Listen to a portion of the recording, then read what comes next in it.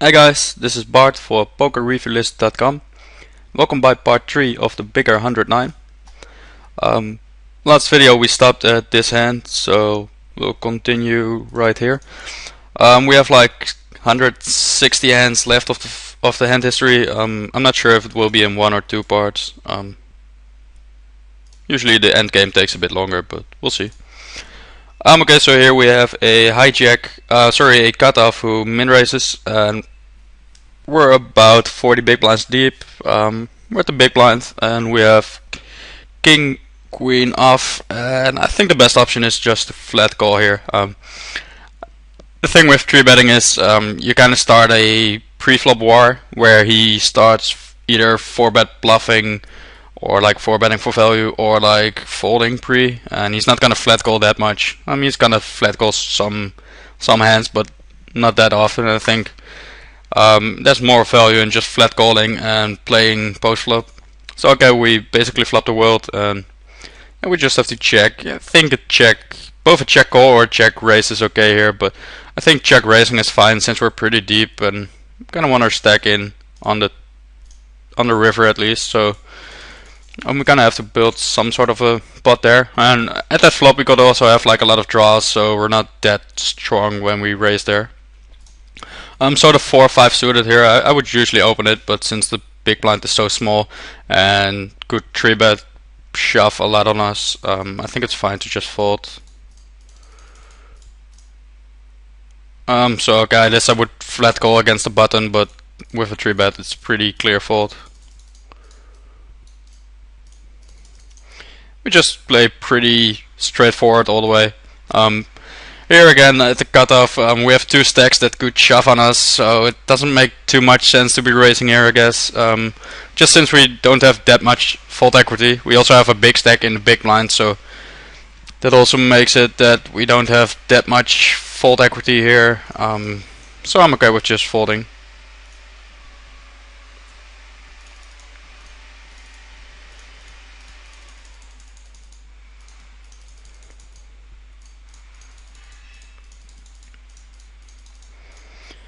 Okay, so here pocket aces against a guy with like 25 big blinds who min raises. He actually has a bit more, like 28 big blind stack. But okay, yeah, we could do a couple of things here. I think we were pretty tight with 3-betting up until now. Like we weren't that loose. So I mean, otherwise I would probably just make it a 3-bet to like 111k or something. But now I think a flat call is pretty cool since you have like 3 stacks that could jam over us and think they have still a lot of fold equity on us, so I think it's fine. Flop is pretty nasty. I guess we have to bet here just for value and for some protection as well. We bet about half pot, which is fine. We just want to gain some value here. Turn is pretty nasty. I actually think I would check behind here, just to pot control, and I mean we're not gonna get a lot of value. Yeah, we're not gonna get a lot of value anyway, so it doesn't make much sense to bet here. And I'm pretty happy about checking out here.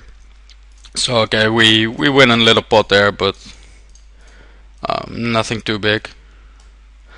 The king nine suited is pretty close, but there are so many bad stacks. Like there's a 11 big blind, a 13 big blind, a 10 big blind, and a 22 big blind stack. So there's so many stacks that could jam over us, so we're just folding there.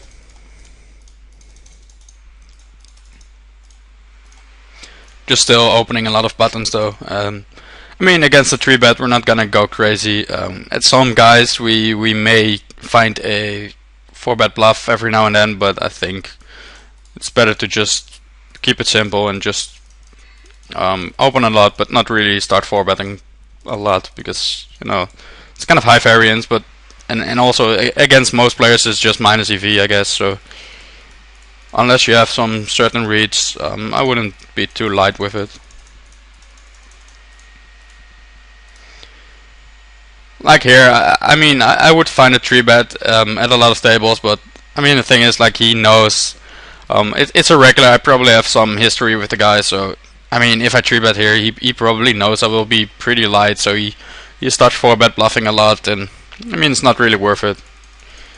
My stack, I mean, I can't really afford to lose a lot, just because I have like a lot of pre-flop fold equity still, but if I lose like 150k, it kind of hurts my stack more than when I win 150k. I mean, I gain less with winning 150k than I would lose with losing 150k. So you know, stack wise, I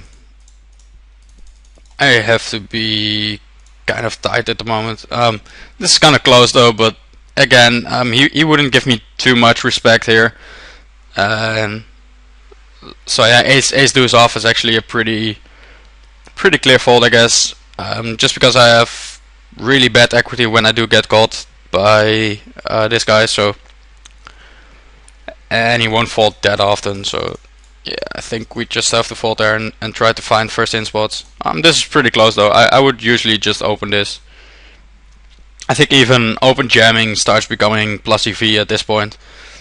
But I would usually just min-raise fold against anyone and play a bit of post flop. But there are like a lot of regulars here, and we may not get flat called a lot. So like at a fishy table where you get a lot of flat calls, I would just open this and, you know, try to play a bit of post flop poker. But as it is, it kind of sucks. We're just playing a pre-flop game at this point, and people are start either 3-betting or folding a lot, and I guess it's fine to fold at the right tables, but usually I would just open it there. Seems like really nitty. Okay, so here we can pick up 160k, and yeah, I guess we can jam here. It's fine. I mean, we can pick up a lot. He can be really loose in this spot, and he can actually be min-raise folding against anyone. So I'm okay with this, and we always have like some equity with the ace and everything. We also block an ace, so it's less likely for him to have an ace. So I'm okay with the play, but I don't necessarily love it too much. But it's okay, and we don't really have a choice. We can't really wait for better spots or anything. The king 10 suited is kind of the same as the queen 10 suited. Again, it's kind of a pre-flop game here. We're not gonna get flat called a lot, so it has to be plus EV to be stealing here, and we have to risk 80k to win 100k against like 5 players, where like at least like 4 of them are regulars, I guess, and maybe even all 5. And yeah, it's kind of the question if it's worth it. I mean, I don't think we get away with a min-raise that often here, so I'm okay with folding it, I guess. Just since we can't really call anyone here, so I'm okay with folding. If it was a bit shorter, then I would probably start open jamming it, but as it is, we were like 17.5 big blinds deep, and it seems a bit spewy. I'm just gonna open jam the pocket 5s here. We can't really raise call, so, or I mean, we can. I think if we min-raise, then we have to fold against the big blind or call, but either way it doesn't make much sense. I would much rather just take the maximum fold equity and just open jam.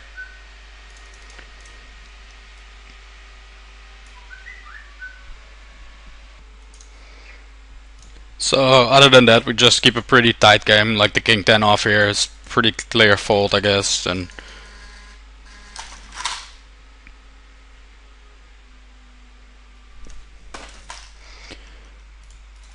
so yeah, I mean, it's not really profitable to min-raise fold a lot anymore. So we can only min-raise hands that we can actually call against at least 1 or 2 players. So the 8-9 suited is pretty close. I think, I don't know. I think I'm okay with open jamming it, but it's pretty close.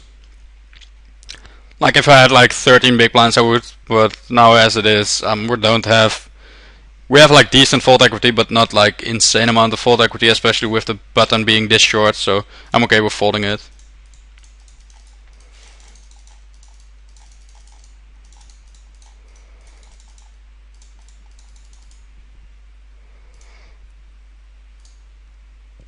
I don't know. I think I would jam the 9-7 off nowadays. We have like 11 big blinds, and we can just pick up so many chips, and they won't fall. They won't call that light that it becomes minus EV. So I think we can definitely start jamming these hands. Like I don't know, but like 80% range or something. Maybe a bit less, but not a lot. So I mean, we may fold like these type of hands, but 75% range or maybe 70% range seems about right to be jamming here. This is a bit tighter spot just because we have one player more that could call us, which kind of hurts our fold equity quite a bit. So I'm okay with folding this. Here, blind versus blind, I would just jam any two cards, but as it is, we have to fold. Not really happy about this fold, I guess. The only reason to fold it for me is because there's like a huge stack on the big blind, but I don't know. We don't have that many shorter stacks, so I don't know. I think it's worth to take a risk here. We have 9 big blinds, so I think I would just get it in with any two cards in this spot. I don't think it will actually cause that light that it becomes minus EV. Okay, ace 10 suited, obviously pretty standard.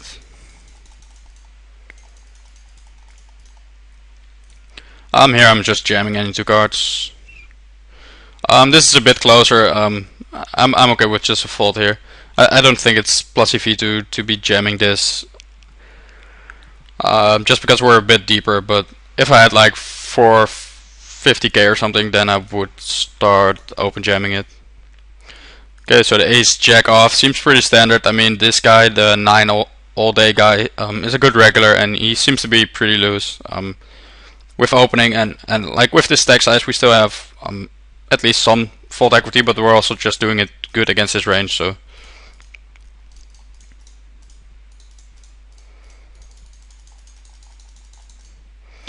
okay, jack's pretty standard. Again, I'm just open folding this. Doesn't make much sense to be min-raising, and a jam seems a bit spooky here with such a big stack and such a bad hand. I will open jam the ace 6 suited though. Don't think we have other options. We're pretty short, and it's pretty obviously plus EV to jam this, but at some tables it might be better to min raise, but as it is, I don't know. I don't really see any reasons to do that. Just because they will jam more. So okay, the pocket twos against a guy that's opening quite loose, I guess. It's kind of close. If he actually is opening really wide, then it's fine. But otherwise, I think I find a fold against some tighter players. I think against this guy it might be okay, since he's big stack and everything. But okay, so the ace 10 suited, we're just gonna min raise call against both players, and yeah, as it is, he makes a small 3-bet, but we just have to get it in, and we get a fold, which is pretty great. I would usually open the queen 8 suited and fold against both the small blind and the big blind. I'm not sure why I folded this. I'm probably because the small blind is playing back at anyone pretty loosely, but I don't know, seems a bit tight. So the ace 3 off is a pretty clear fold. Pocket fours, I would just fold this. I mean, we're 25 big blinds deep. We can't really jam. I mean, that's just not plus EV. It's just pretty spewy even. And I mean, we can't flat call. We can't 3-bet. I mean, there's not really one option left. So okay, pocket nines under the gun. Again, we get 3-betted, and we actually get a jam here, which is pretty interesting. I think this guy jams pretty tight, so I think we have to fold our nines here. I would jam it in if the small blind got out of the way. But as it is, I think we just have to fold there. I think he's basically only jamming like 10s plus and like ace king or something. I can't really see many hands that he would add to his jamming range, so then it's a pretty clear fold.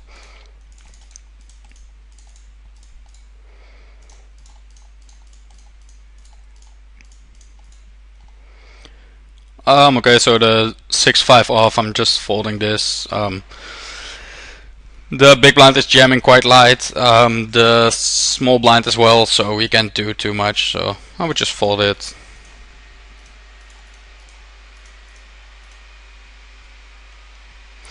I think I would, I'm not too sure. It's kind of close for me.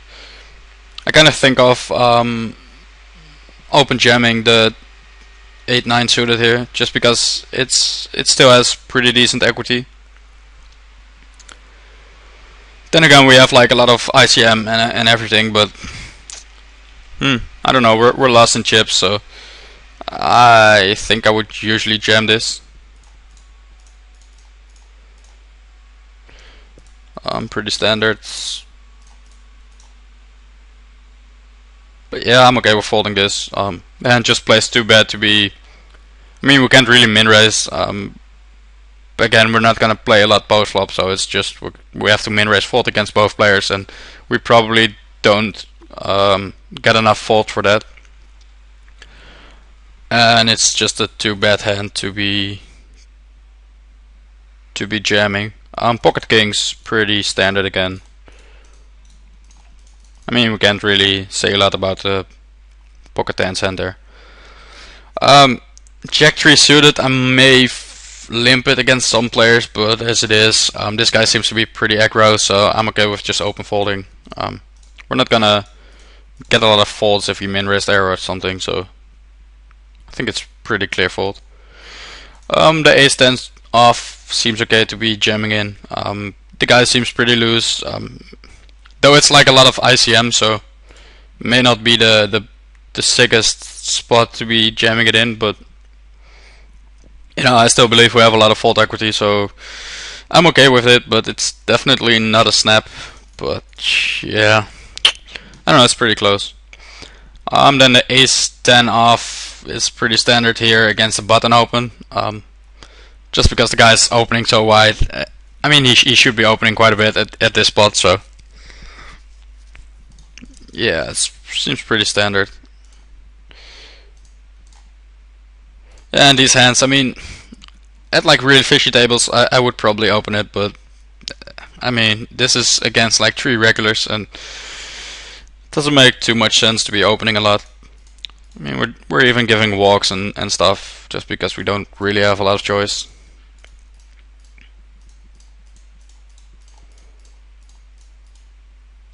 Okay, so the pocket eights we're just trying to induce here, just raise calling against both.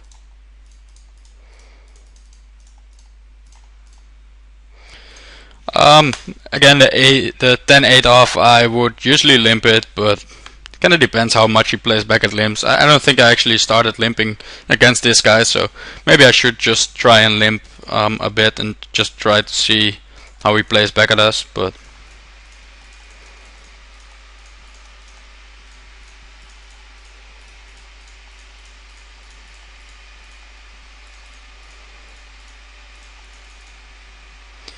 the ace 8 off here, we have some, like, quite a bit of ICM even, but the thing is, like, he's probably min raise calling his stronger range, so we just have to call here, just because it's like mostly like small aces, small pairs even, but he doesn't really jam a lot of hands that actually crush us, so we just have to call here, and we get pretty unlucky, but you know, that's gonna happen. And okay, the next hand we bust out. So okay, it was actually a pretty fast last part. I expected it would last a bit longer, but you know, whatever. We did the review, so we were in 4th place, which is fine. But so yeah, I mean, we did 600 hands, and we skipped a lot of them, like, you know, just saying it was standard, but if you saw any hands that you don't consider standard and I kind of skip them, then you know, just ask about it, and you know, I will reply and explain certain spots. So yeah, thanks for watching. This was Bart for PokerReviewList.com with my first video series, and you know, yeah, till the next one.